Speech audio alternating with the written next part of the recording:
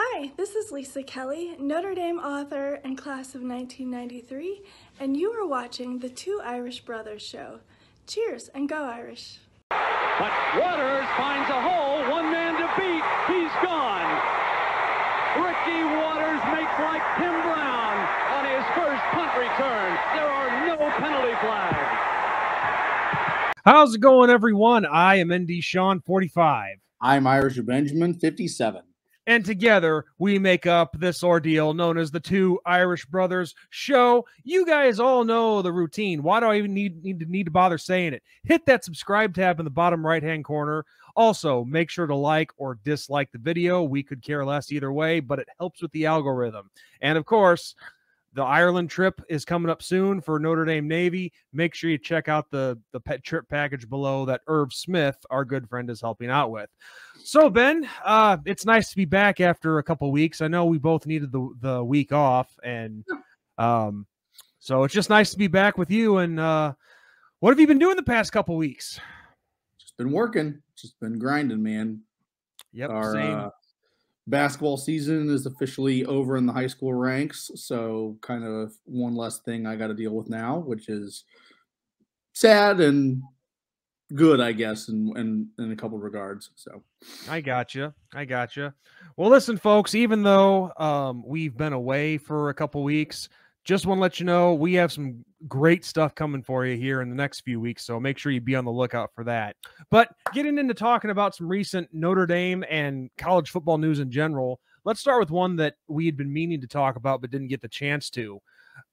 With all the coaches on Marcus Freeman's assistant group that have been coming and going and so on, we unfortunately lost another big piece of that coaching staff, and that is special teams coordinator Brian Mason has decided to leave Notre Dame and go to the Indianapolis Colts. Now, I don't know how you feel about that, Ben, but for starters, that's a big loss for us. And two, I'm not exactly surprised that it happened because he did a marvelous job with us this past season when it came to special teams. Yeah, no, special teams was definitely in some of the tumultuous weather that we had at Notre Dame. He and that special teams unit was definitely a bright spot. So it's sad to see him go. The Colts have been just struggling on every facet of the game. So the fact that they're trying really hard is good for a lot of Colts fans, I would assume. Neither one of us are fans of them, but, you know, we hear a little bit more about them since we're close to the state of Indiana. But yeah, no, I'm sad to see him go. He was, like you said, a key piece in the Freeman offense, if you will. And yeah, it's hard seeing good coaches go somewhere else. So, well, I mean, with the job that he did, he definitely deserves a shot in the pros. And, you know, of course, we wish him nothing but the best of luck. But coming in to replace him is Marty Biagi, who was at Ole Miss, and I don't really know too much about him. I mean, I don't either. But I'd like to think that, which I'm not saying it's easy to coach special teams, but I'd like to think that he could come in here and do a good job. One would hope. Well, and yeah, I mean, we'll prove pretty quickly that he's pretty good at picking who he wants. So, so we'll have to see. It's you know, it's not like we all sit down and study special teams coordinators all day long. But Marcus Freeman has himself put together a pretty interesting staff here. So we'll see in a few weeks when spring ball gets here, and, you know, see how this stuff folds out, just to get a taste of it. So, yep. But with that said, everyone, Ben and I are going to try not just talking Notre Dame news on this channel. We're going to be talking about college football news in general. And Ben, you were doing some research earlier, and you came across a few interesting stories. So lead the way, man. So, I mean, the first big one, and, you know, a team that us Irish fans, I guess, love to hate, if you will, is Florida State. So Florida State has officially offered Jonah Winston, yes, you heard that right, Winston, younger brother of Jameis Winston. They have offered him a scholarship to play at the University of Florida State. He is a sophomore, though. He will be a sophomore this upcoming football season, so he's still very young. And the only other big two schools that he has offers from currently is Alabama and Texas A&M. But that's some pretty good. That's some pretty good company, to say the least, in Alabama and Texas A&M. Yeah, so he's got, what is that? Six scholarships total. Marshall and Troy are also in the mix, but I will assume that list will grow as he continues to play high school football. Yeah, well, he's got 3 years left, so anything can happen. I mean, you got Alabama looking at you. You'll have pretty much everybody else looking at you too. So, well, let me ask you this question real quick. Real quick. Regardless of where he ends up going to school in 3 years, you don't think that he's a seafood fan, do you? Come on, I had to throw that out there. He's got big shoes to fill, no matter how you look at it, though. I mean, his brother Jameis, when he played college ball, was a phenomenal athlete. I mean, there's a reason that he won the Heisman, and he hasn't had the best pro career, but you want to talk about amazing college athletes. Jameis Winston is in that realm of amazing college athletes. So yeah, that's some big shoes to fill. But just looking at some of his stats, and his measurements, I mean, he's definitely an up and coming star and has the potential to be a superstar. So, sky's the limit for this kid, and it'll be interesting to see who else offers him a scholarship, and then B, where he starts leaning towards. So pretty exciting stuff. Yeah, it's always interesting to see what's going on the recruiting trail, even if it is a few years from now. Now, Ben, another story that is developing at the moment that's coming out of the Texas Longhorns, Arch Manning. Everybody thought that it was his job automatically, but it sounds like he's going to have some competition down there. Yeah. Quentin Ewers, I think is how you pronounce his last name. It's Ewers, so I do believe the E is pronounced as a U. So if I butcher your name, I apologize. But yes, Sark kind of announced earlier this past week that it was kind of up in the air, and it's between Quinn and Arch, and a lot of people are talking about this. Maybe people are over talking about it. I don't know. Just kind of checking out Texas blogs. I think people maybe, according to them, are kind of looking too far into it.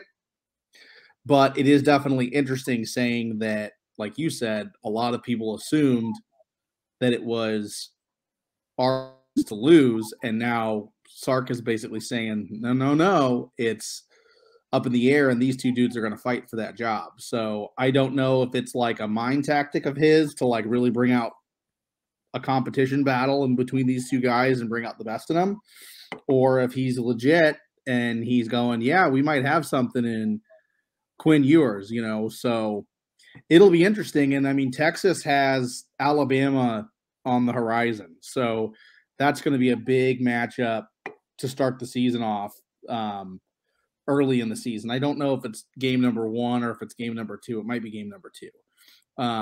But yeah, so that's very interesting.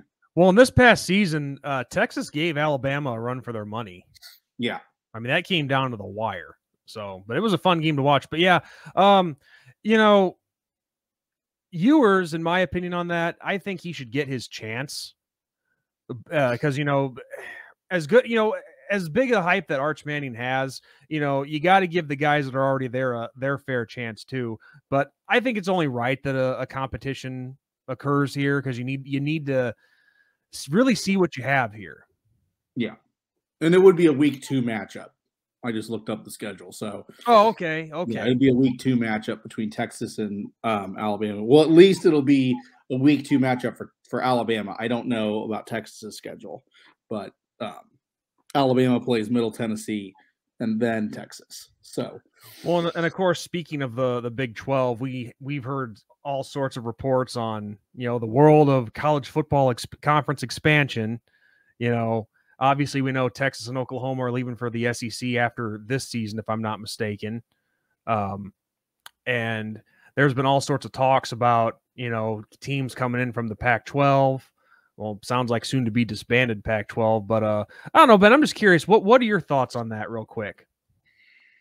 I know I'm jumping all over the place here, but I'm curious. No, that's fine. That's good. We're talking across the board college football. I don't know. I think the Big 12 is trying to remain powerful, if you will, like, because they had Texas and they had Oklahoma, and at one point they had Texas, Oklahoma, A&M, and Mizzou was actually good when they left the Big 12 for the SEC. Mizzou was on the rise, a team that was very close to competing for a BCS national title at one point. So,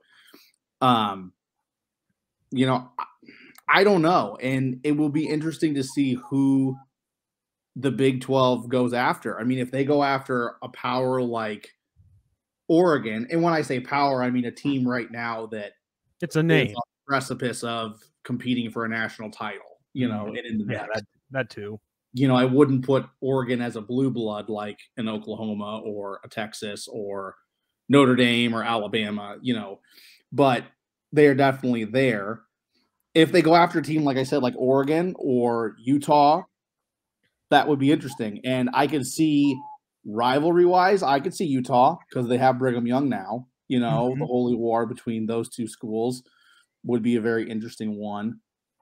So we'll see. We'll see what happens with the Big 12 and the Pac-12 and all that.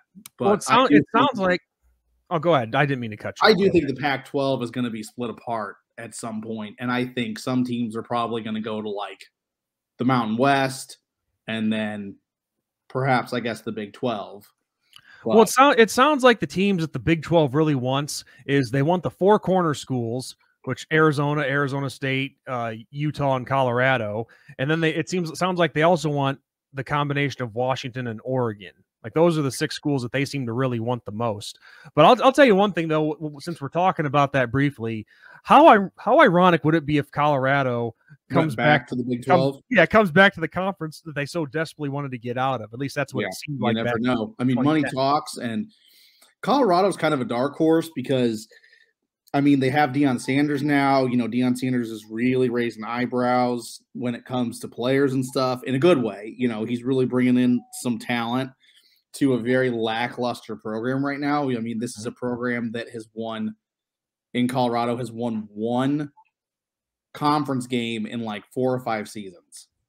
Yeah. So, I mean, this is a team that's the bottom of the barrel, you know, probably the lowest point they've been in a long time for that program. To see them all of a sudden maybe being in the mix of the Big 12 saying, hey, we want you to replace Texas or Oklahoma says a lot for Deion Sanders, who hasn't even coached yet at Colorado. I mean, game-wise, you know, so that's incredible. And it'll be interesting to see what happens in this first season. You know, when I say people, analysts are predicting that Colorado could be a Pac-12 favorite this year. That's pretty nuts, going from the very bottom of your conference and skyrocketing all the way up to where Southern Cal and Oregon are. So that's nuts. Yeah, it is. And all I know is in the next couple of years, the conference realignment will not let up. We're definitely gonna see a lot of movement, a lot of change. But yeah, I agree. If Deion Sanders leads this Colorado Buffalo team to the top after being down for so long, that'll be pretty incredible. But he does have that name power behind him. I mean, Deion, man. Yeah. Yeah, no, he does. I mean, and sometimes that's all you need. I mean, you know, you get a couple guys, and then those guys are good, and then those guys bring in other good guys. I mean, it's just a domino effect. So it'll be interesting to see what happens. It really is. Exactly. Well, Ben, this is a good time to call the show, and I know you guys are probably wondering, why are you guys going so short? Well, the Battlehawks are on in a half hour. It's their opening home game in the Dome, and that place is going to be sold out. It actually sold out, baby. It's officially been sold out. So they take on the Dallas Renegades, and we want to go and watch that. Hopefully by the time I upload this video, it'll be a victory that we're talking about. Yeah. So with that said, everyone, I know it's been 2 weeks that you guys haven't seen us. We have some more stuff, as I said at the start of this video, on the horizon. And also, if you guys have anything that you want to hear us talk about, leave it in the comment section below. That's what we want. We want you guys to tell us what you want to hear, because that's what a show is all about, making your audience happy. And so we're going to try to be more consistent here and really get back to talking about the news and making sure we get this done on a weekly basis. But hey, we're human. We need a break like everybody else. And yeah, so hopefully this is a good taste for you guys coming back here and doing another video. So yeah, Ben, it's nice being back with you again. And is there anything else you want to add to wrap up this video? I got nothing. I just can't wait. Same here. And Battlehawks are going to be awesome, and it's going to be a lot of fun. So with that said, everyone, I'm ND Sean 45. I'm Irish Benjamin 57. And as we always say, good night, God bless, and go Irish. Go Irish. Oh, and caw-caw. Caw is law.